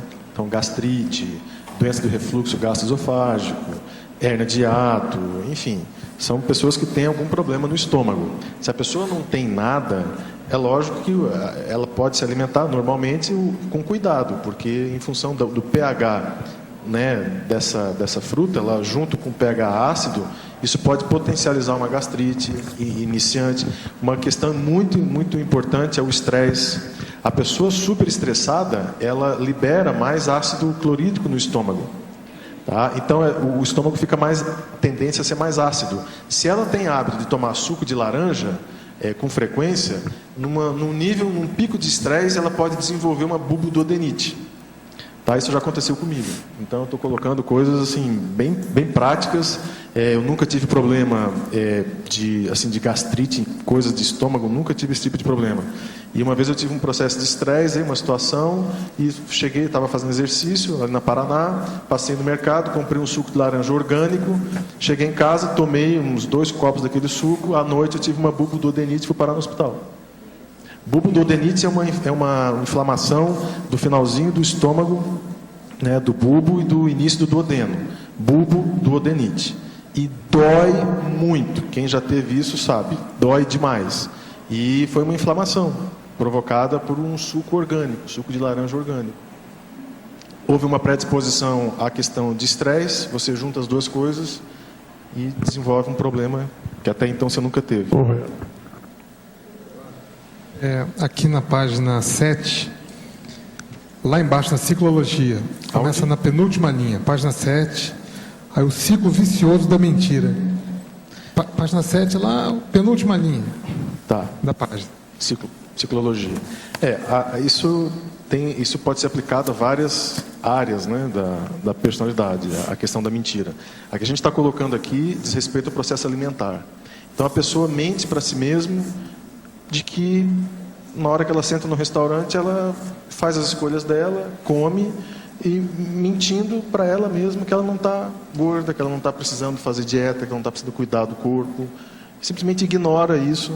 E esse ciclo é um ciclo vicioso, porque ela vai engordando e às vezes ela fica deprimida, e aí a depressão faz ela comer mais, e aí, entende? É um ciclo que ela vai... Agora, é isso aí que eu falo: autocorrupção, autoassédio, falta de autocrítica. Agora, aqui, gostaria que falasse mais sobre síndrome da subestimação. Síndrome da subestimação. Eu queria recomendar um livro em cima desse assunto, que é o livro Não Se Deixe Manipular Pelos Outros, do Dr. Wayne Dyer. Ele não usa esse termo, síndrome da subestimação, mas essa pessoa, a subestimada, aquela que se subestima, ela é uma vítima. Ela se coloca numa posição de vitimização. E nesse livro ele faz 12 perguntas sobre esse assunto para a pessoa se autodiagnosticar como vitimizada, como pessoa vítima. É tema de verbete também, né? Então a pessoa precisa fazer o diagnóstico. Eu me vitimizo, eu tenho uma postura de igual para igual com a vida, ou eu me coloco sempre abaixo, ou eu me subjugo.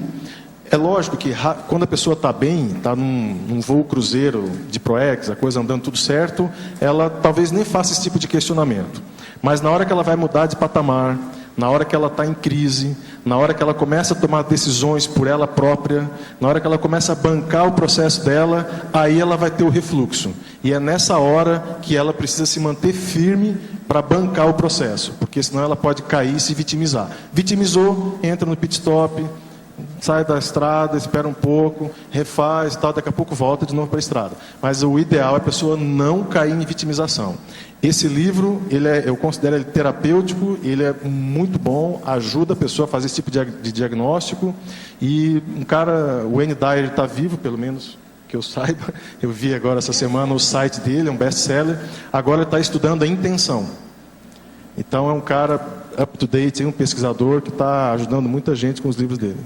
Síndrome da abstinência parafisiológica, promovendo a regressão ao estágio anterior dos hábitos alimentares. Pode falar mais? Olha, esse assunto é um verbete que foi defendido aqui muito bem pela professora Adriana Chalita. Eu li esse verbete do início ao fim, estudei, é um verbete muito bem elaborado, e eu aproveitei ele nesse verbete aqui do autodiscernimento alimentar, justamente porque na hora que você está propondo uma mudança alimentar, você vai cair numa zona de transição. Essa zona de transição entre os hábitos deletérios que você tem alimentar e os novos hábitos. E esse período de transição, que eu considero em torno de 2 a 3 meses, mais ou menos, que a gente vê dos relatos dos pacientes, a pessoa se sente super numa situação desfavorável, porque ela gostava de leite integral, aí agora tem que tomar leite desnatado, aí ela não gosta daquele leite, aí ela vai tomar, ela pô, eu quero voltar para uma coisa que eu gosto. Quero tomar uma coisa que me faça bem. Eu quero ser feliz. As pessoas relatam até isso, né? Eu quero ser feliz aqui. Eu estou triste com esse alimento aqui, não tá me fazendo bem. Então ela vai passar por uma crise, por um conflito. E esse conflito íntimo alimentar, ele dura um tempo. Depois a pessoa se adapta ao novo hábito, né? Então é isso que a gente queria destacar. Agora, um pouquinho mais sobre síndrome da abstinência da baratrosfera. A síndrome da abstinência da baratrosfera, a pessoa ela alimenta um padrão emocional dela, que ela não diagnosticou ainda, e ela volta normalmente para esse padrão quando por algum motivo. Então, por exemplo, nesse caso aqui da alimentação, chegou lá nesse ponto de transição, a pessoa volta para o padrão anterior dela alimentar. Então, começa a querer comer o que ela comia antes. Ou seja, não fez uma mudança para valer de hábito, fez só uma dieta provisória. E a tendência é ela voltar para os mesmos hábitos, e se esses hábitos são hábitos ruins, né, para a pessoa, a tendência é ela voltar para a baratrosfera, para o processo alimentar dela. Há alguns meses comecei a qualificar os meus hábitos alimentares. Estou aos poucos substituindo o leite por leite de soja com chá. Você acha válido? Ou melhor seria deixar de ingerir o leite de soja também? Fala para ela para usar tofu se ela tem algum problema de coração. Eu acho super bacana essa postura. É muito legal você fazer isso sem estar doente, né? Você não ter uma prescrição. Então, você chega no médico, o médico fala, olha, o seu colesterol está altíssimo, você está com risco de infarto, você tem o pai que infartou. Quer dizer, você ganhou aquela carga, né? aquela prescrição que você tem que mudar. E o bacana é a pessoa não ter esse tipo de prescrição, dessa carga, e ela chegar nessa conclusão baseada num foco de saúde. Eu acho que Como explicar a vontade de comer doces na TPM, principalmente chocolates? Como substituir tais alimentos? Olha, eu nunca passei pela TPM, então não tenho a menor ideia do que se passa em relação a isso, mas eu acho que talvez o ginecologista possa dar uma opinião, ou se tiver alguém aqui que quiser falar um pouco, pode falar, fica à vontade.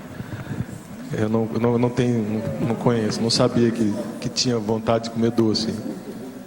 Você quer falar? Não, é só dizer que isso passa, a menopausa vem aí. Então não se preocupe que um dia não é fatal, daqui a pouco isso acaba, a pessoa acaba. A única coisa que a gente fala assim, não brigue com o maridinho, nem dirija carro, se o negócio estiver no ápice. Em neossinapsologia, página 7, poderia discorrer sobre as neossinapses provenientes da mudança de foco do egocentrismo para assistências conscientes e consciex, e também sobre a fixação paracerebral das paraneossinapses intermissivas. Isso foi mais ou menos, eu coloquei em função daquela experiência que eu tive, de ver o padrão de consciex que estava na minha psicosfera. Então, não tem muito jeito, a gente tem que sair do egocentrismo para poder ajudar essas consciex, né, e as consciências também, que estão dentro do nosso holopensene. E essa fixação das paraneossinapses, elas ocorrem a partir de um investimento maior no trabalho cognitivo, paracognitivo, que é o estudo. O processo alimentar é um processo denso. A gente tem até um pesquisador, até separei aqui, que ele compara a emoção com o elefante. Saiu nessa revista aqui, Vida Simples, não sei se vocês já ouviram falar dessa revista, é de outubro de 2011. Por que mudar é tão difícil? É o tema da revista. Tá? Então o pesquisador chama, o Chip e o Dan Hess. Eles escreveram um livro chamado Agnada, Maneiras Simples de Operar Grandes Transformações. Então o que ele diz? Por que as pessoas têm dificuldade de mudar um hábito? Porque um hábito é algo que já está sedimentado pela emoção. Tá? Então a emoção já está mais ou menos definida naquele pensene da pessoa. E eles comparam então com um elefante. Se você estivesse pilotando um elefante e estivesse chegando perto de um jardim florido, e você começa a falar, vira para a esquerda, vira para a esquerda, vira para a esquerda, e o elefante está correndo, já era o jardim, né? Quer dizer, vai ter que ter muita persistência. E o exemplo do elefante é para dizer o seguinte: a pessoa precisa usar a razão e fazer exercícios repetidos de memória e pensanidade para fixar um novo padrão emocional. Então, o exemplo que ele dá: a pessoa vai acordar de manhã, aí desliga o despertador, põe para mais 8 minutos. Aí fica lá, que bom, não levanta. Aí toca o despertador de novo, ela desliga. Então fica naquela. Então eles dão um exemplo: ali é a hora da razão entrar.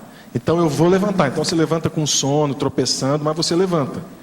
É um exemplo do processo emocional. Lava o rosto. Poderia comentar os suplementos alimentares e seus efeitos? Tenho observado os excelentes resultados do uso do ginkgo biloba e o mirtilo, que é o blueberry, na melhora das funções cognitivas. Olha, o suplemento alimentar que eu uso, eu acho que é o mesmo que o professor Valdo usa, que é o Ultra Prevent 3. Esse suplemento, a gente pode passar o endereço, a pessoa pode mandar buscar em Nova York, fica lá na 42, na Park Avenue.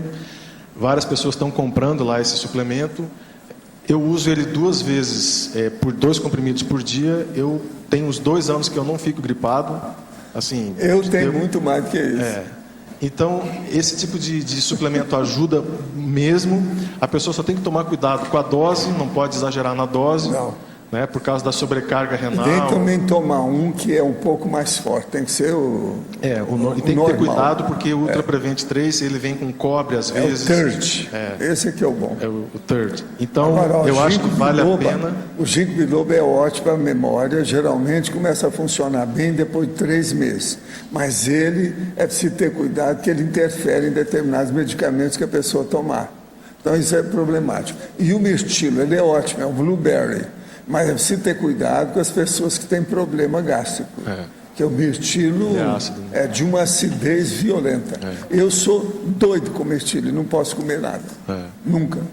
Mas acho que... Eu mesmo trouxe o mirtilo aqui, mostrei para a turma para ver o que é e tal. Que ele realmente ajuda as pessoas. A suplementação alimentar é importante, ainda mais na época que a gente vive, processo de estresse informacional, trabalho, e os voluntários, o processo do voluntariado, da conscienciologia, as pessoas trabalham de manhã à tarde, voluntariam à noite, itineram, viajam, quer dizer, é uma rotina totalmente atípica que não dá para ficar. E a dieta frutariana, que é o que a gente recomenda. A gente aqui. Até colocou no verbete também, a dieta frutariana. Poderia indicar uma técnica, dar alguns esclarecimentos para modificar as neossinapses, ou criar sinapses para não comer em demasia, para alterar o pensamento diário em comida. Pensamento diário em comida. Olha, eu considero assim, a mudança de hábito alimentar mais difícil do que parar de fumar. Porque a gente nasce... e tem que tomar café, almoçar, jantar. No caso dele até que é bom, porque é um homem, não é uma mulher. Mulher, às vezes, se ela cozinha, é pior ainda. Então, veja, você tem o hábito de sentar para comer todos os dias, pelo menos 3, 4 vezes por dia. Então, você é obrigado a comer. Então, o exercício que você pode fazer é começar a olhar a comida como uma espécie de combustível. Aquilo ali não é o fim da sua proex, não é o objetivo principal da sua vida, a comida. A comida é um combustível. Então, a pergunta é: qual é o foco?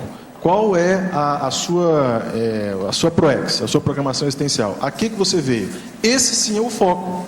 Então, há uma distorção de foco aí, na verdade.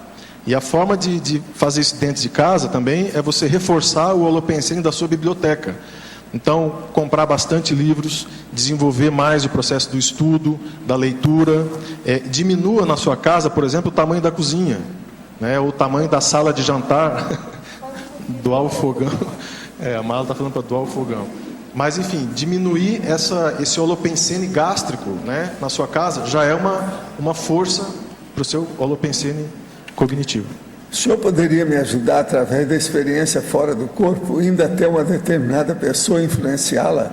Essa técnica é capaz disso?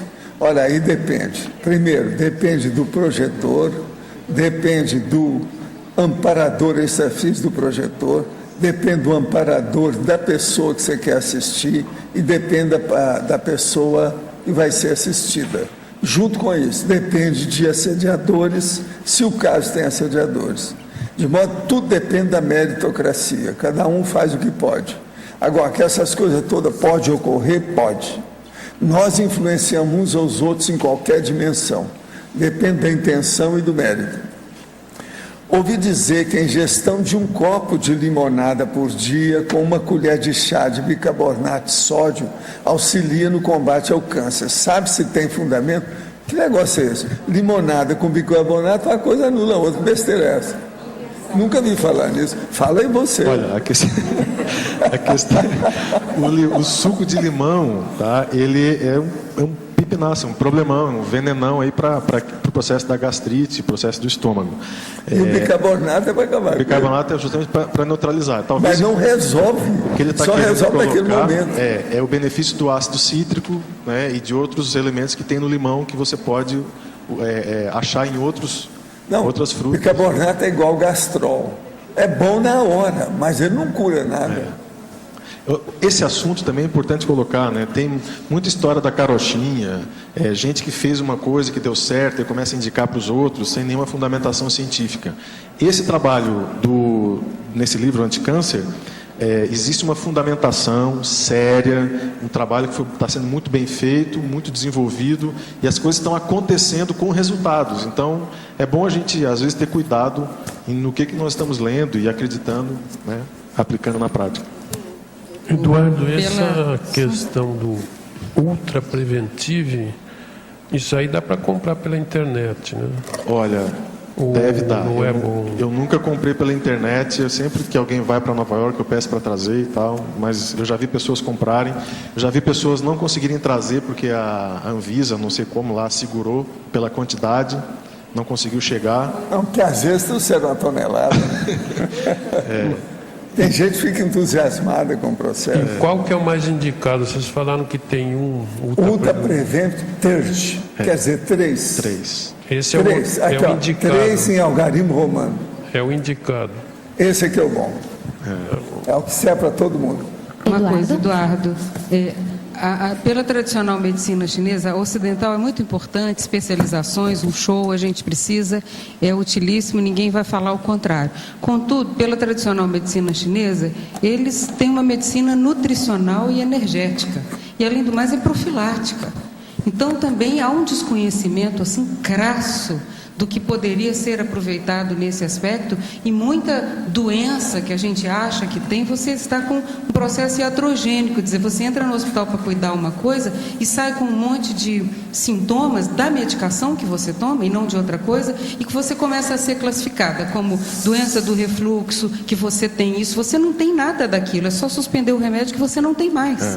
Então, a ignorância da interação medicamentosa deveria ter um especialista na medicina, especializado nas interações medicamentosas e efeitos colaterais, porque você morre de efeitos colaterais tratado de doenças que você não tem, provocada pela química que você tomando para curar uma coisa que você tinha. Eu acho que você devia se juntar com o Antônio Pitaguari para você escrever sobre isso. Valdo, porque a gente morre da cura. É uma coisa triste, você morre da cura, tem parada cardíaca. Isso há anos. O diabo 4, uma loucura, sabe? Síndrome de refluxo é causada por uma medicação. Uma das coisas mais que me impactaram foi o que você revelou sobre a França. E o que você viu lá atualmente? Isso é impressionante. Isso aí é triste. O etilismo tomou conta do país. Eles querem esquecer a crise, não tem dinheiro. Tudo é problema econômico que está levando o povo a piorar o processo de alimentação, de vida, de, vamos dizer, sobrevida. Você vê, não tem mais a peste, não tem mais as doenças medicinalescas, mas é uma geração neofamélica, porque ela chegou e ela está com fome e nem sabe que está. Você vê aquelas mulheres translúcidas, as mulheres que estão na casa. Vestindo aquelas roupas lindas de Givenchy. Agora, tem uma questão que eu queria destacar aqui do verbete, que é o efeito sanfona. Está na efeitologia. Eu até conversei com alguns colegas aí essa semana sobre isso, até para me dar uma atualizada desse processo. O efeito sanfona, por que é complicado para a pessoa? O que acontece normalmente? No processo da via metabólica. Quando a pessoa para de comer sem fazer exercício, ela começa primeiro a depletar a glicose. Tá? Então ou seja, começa a cair o nível de glicose dela do corpo. Ela está comendo menos, né? Começa a tirar as reservas do fígado. Se ela não está fazendo exercícios, a próxima via que começa a queimar é das proteínas. Então ela começa a perder músculo. Tá? E aí ela perde músculo e depois que vai perder gordura. Então, a hora que ela vai engordar de novo, ela vai engordar sem músculo. Para ela emagrecer novamente, começa a ter dificuldade. Ela começa a ter dificuldade de emagrecer por essa forma de emagrecimento que ela escolheu sem exercício físico. Quando a pessoa vai fazer exercícios físicos, a ordem da via metabólica que vai queimando a energia é diferente. Ela começa queimando primeiro a glicose e depois ela queima a gordura. E por último, o músculo. E além disso, o exercício físico tem 5 benefícios que nenhuma medicação dá como benefício, que é, ele é hipoglicemiante, ele baixa a glicose do sangue, ele é hipolipemiante, ele baixa o colesterol, ele é antihipertensivo, anti-inflamatório e antioxidante. Nenhuma droga dá isso. Então, a pessoa quer emagrecer, ela para de comer ou toma remédio para emagrecer, esse é um problemão, porque a via metabólica de queima é outra, é diferente. E ela acaba gerando um problema para ela. Então, assim, o grande princípio, né, é dieta e exercício físico. Não tem... E esteira aeróbica. A esteira Você sabe aeróbica. que eu estou com uma esteira aeróbica lá que fala, né? Ela põe som, ela tem tudo. É impressionante a esteira aeróbica que eu tenho aí. Aí não tem nenhuma igual. Daquele jeito. Tem que fazer. A C900. A esteira aeróbica... Nordic Trek. A Nordic Trek é a melhor que tem. É a melhor mesmo, assim. Essa aí é a melhor. É top de linha. Agora, ela é impressionante. Ela tem amortecimento. O Arthur esteve examinando, a Andréia, que é especialista na história, eles ficaram besta. Não tem... Olha, eu andei pelo mundo aí, tudo quanto é hotel, eu entrava na esteira aeróbica. Eu nunca vi uma dessa. Essa é top de linha. Agora, em relação aos exercícios físicos... Agora, você sabe que ela pode colocar o... Vento. O iPad pode colocar processo lá de gravação, uma opção de coisa. Ela fala para você, tem as coisas todas. Tem um programinha... Tem som. Tem um programinha que manda você queimar, vamos. Tem tudo. Motivador, né? Agora, em relação aos exercícios, Valdo, a pergunta que normalmente as pessoas fazem é qual a carga de exercícios, né? Então, a última diretriz definiu isso como o básico 150 minutos por semana. Ou seja, ou 3 vezes de 50 ou 5 vezes de 30. Ora, existem algumas coisas que às vezes são esquecidas em matéria de exercício. Tem exercício que de vez em quando eu gostava de falar até lá no Rio, tudo para o povo, que é o seguinte: quando a pessoa chega na terceira idade, de vez em quando é bom ela fazer uns exercícios de agachamento. A maioria das pessoas chegam nessa idade, começa a ter problema de perna e de joelho, porque não agacha. Então fazer 3 vezes por semana, agachar. E marcar 10 vezes que ela agachou.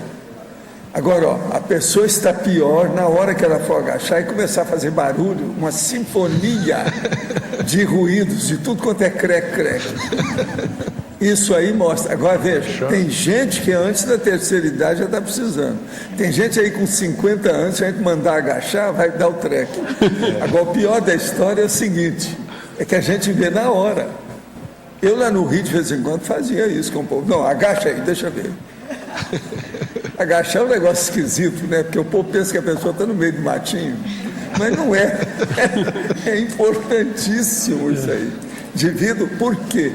O joelho, a maioria tem problema com o joelho depois de um certo tempo. Não é isso?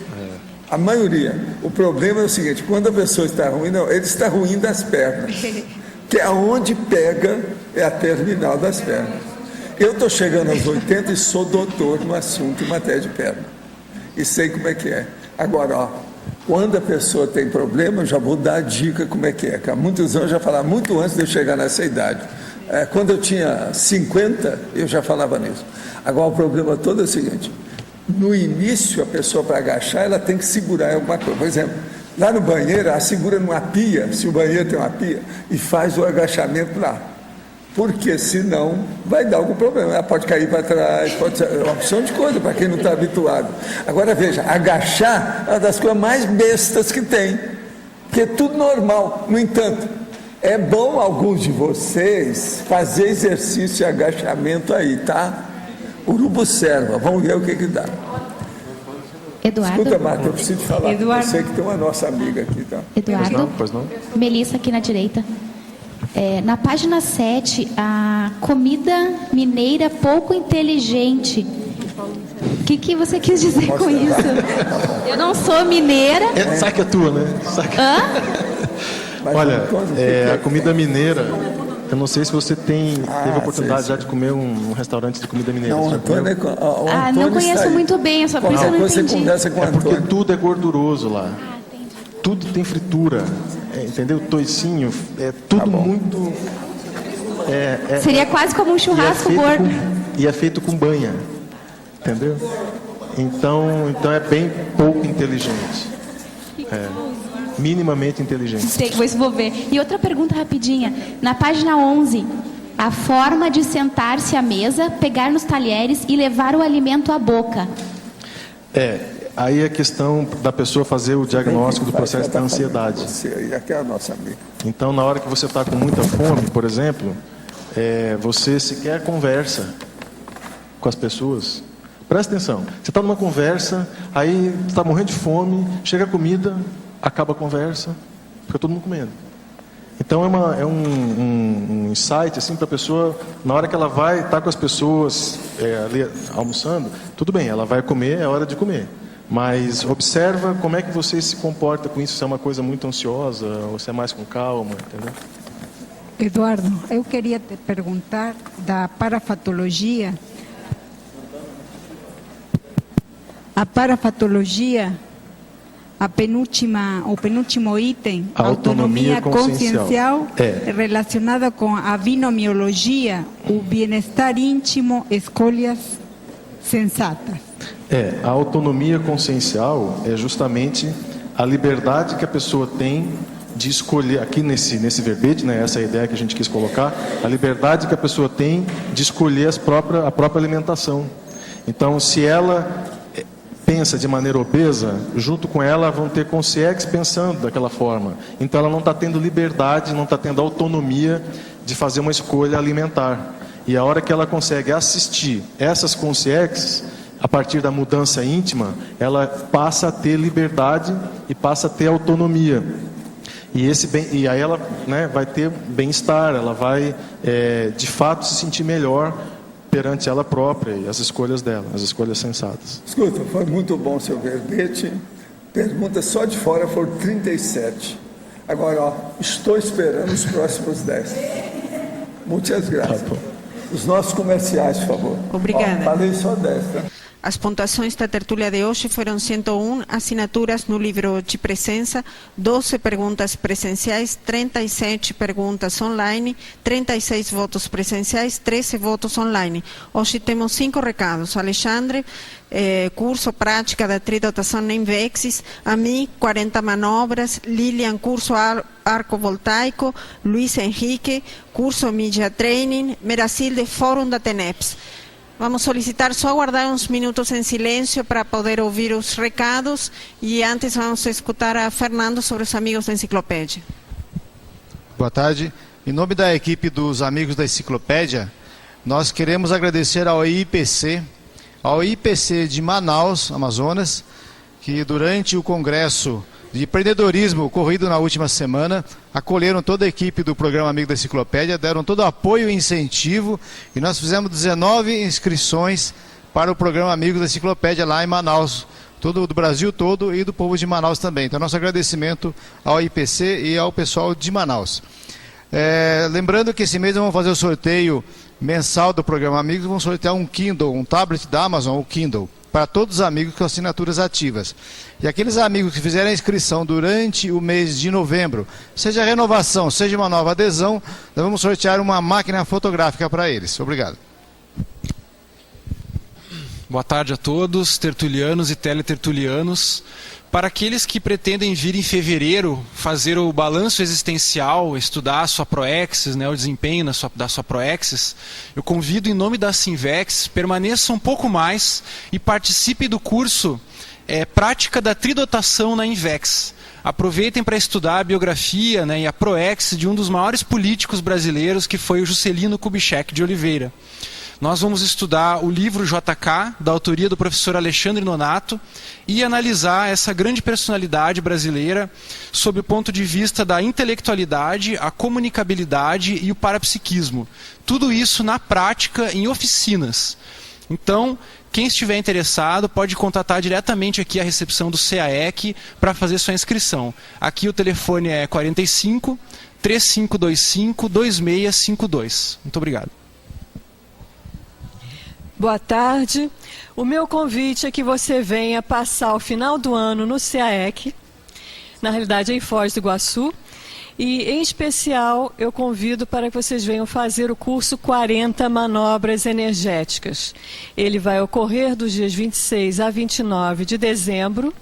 Esse é um curso eminentemente prático, em cima de técnicas dinâmicas, em que se trabalha as energias básicas, mas sempre voltadas ao aspecto interassistencial e a nossa utilização das energias no dia a dia, visando beneficiar as consciências à nossa volta. Esse é um curso ministrado pelo professor EPICOM Mário Oliveira. Conforme eu falei, não há nenhum tipo de pré-requisito. Maiores informações e inscrições na recepção do CAEC no telefone 45 25, me ajuda aqui, 3525 2652. Obrigada e até lá. Nos dias 8, 9 e 10 de dezembro, agora, falta poucos dias, vai ter um curso inédito no CAEC, que é sobre o arco voltaico. Então, esse curso ele é ministrado pelo EPICOM Leonardo Firmato. É um curso totalmente dinâmico, onde o aluno ele vai conseguir aplicar a técnica do arco voltaico, sendo que o EPICOM e a equipe, conjuntamente, vai ser como um preceptor para esse aluno, onde ele vai poder tirar todas as suas dúvidas. Então tem algumas novidades na questão assim de como aplicar o arco voltaico em pessoas que necessitam, o que você precisa saber como assistente. Então todas as dúvidas vão ser esclarecidas no possível nesse curso. Então quem tiver interesse em qualificar suas técnicas assistenciais, seja bem-vindo no curso. Então repetindo, nos dias 8, 9 e 10 de dezembro, curso arco voltaico. Boa tarde a todos e a todas. Em nome da Comunicons, nós estamos anunciando o curso Media Training, uma oportunidade única nesse ano de 2011 ainda, principalmente para vocês que discutem aqui as verbons e repassam as formas, a metodologia e a dinâmica da comunicação, dias 3 e 4 de dezembro agora. O último curso do ano é essa oportunidade que a Comunicons está oferecendo. Então, maiores informações também vocês podem acessar o site da Comunicons, www.comunicons.org. Obrigado, gente. Boa tarde a todos. O meu convite é para o 7º Fórum da TENEPS e o 4º Encontro Internacional de Tenepsista. Eu queria destacar hoje a mesa Autocientificidade Parapsíquica, que nós teremos 3 palestras, a primeira com a professora Mabel, Tenepsometria, autopesquisa a partir da TENEPS. Nós teremos também aqui a professora Luimara Schmidt, tenepsograma, e com o professor Weber Takaki, aspectos intraconscienciais na aferição do desenvolvimento do tenepsista. Então, estão todos convidados. O fórum será do dia 19 a 21 de dezembro. Maiores informações na recepção do CAEC. Obrigada. O verbete eleito para amanhã é princípio da responsabilidade interassistencial, especialidade interassistenciologia. Autora Maria Cristina Nieves. Obrigada e boa tarde a todos.